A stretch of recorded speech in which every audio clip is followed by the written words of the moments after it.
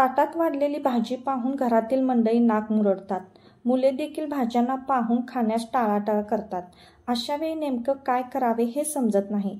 अशा वेळी पौष्टिक आणि हेल्दी पदार्थ नेमके काय बनवावे असा प्रश्न पडला असेल तर हा पराठा ट्राय करा. यामध्ये तुम्ही रंगीबिरंगी भाज्या घालूनही तयार करू शकता.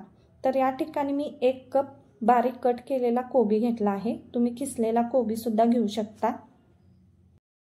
बारीक चिरलेला कांदा, बारीक चिरलेले टोमॅटो, हिरवी मिरची, बारीक कट केलेला लसूण, मसाल्यामध्ये 1 चमचा लाल तिखट, 1 चमचा धने पावडर, 1 चमचा जिरे पावडर, बारीक चिरलेली कोथिंबीर,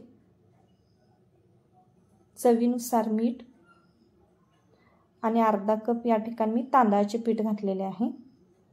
तर आता आपल्याला हे सर्व मिक्स करून घ्यायचं आहे.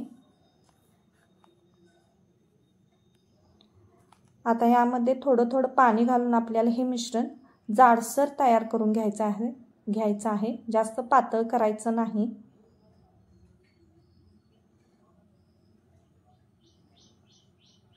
तर या हळद विसरून राहिली होती, तर अर्धा चमचा हळद.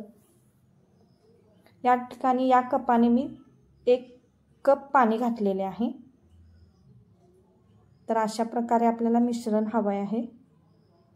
जास्त पातळ करायचं नाही. तर या ठिकाणी आता एका पॅन मध्ये तेल लावून घ्यायचं आहे आपल्याला खाली.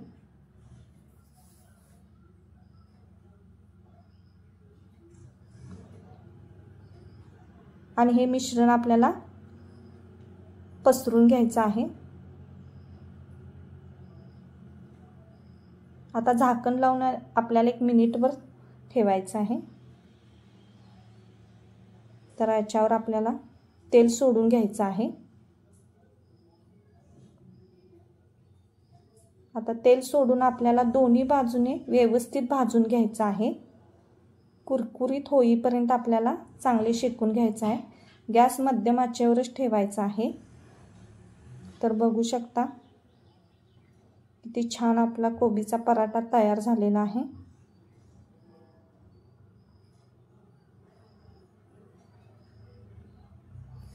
हे खाण्यास खूप टेस्टी असे लागतात. लहान मुले देखील आवडीने खातील. तर बघू शकता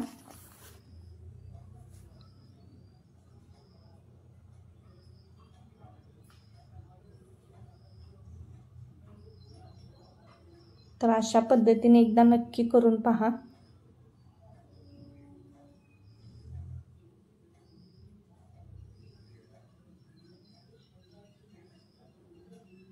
तर आपला हा पराठा चांगला भाजलेला आहे.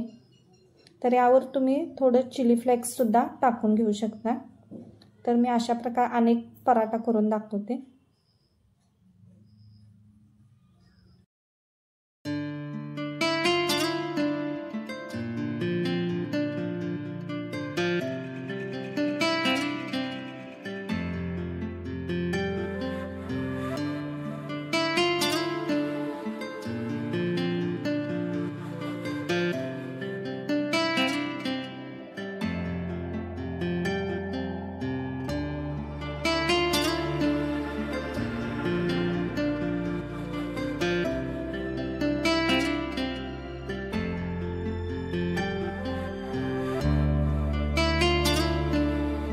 तुम्ही चटणी किंवा सॉस सोबतही खाऊ शकता.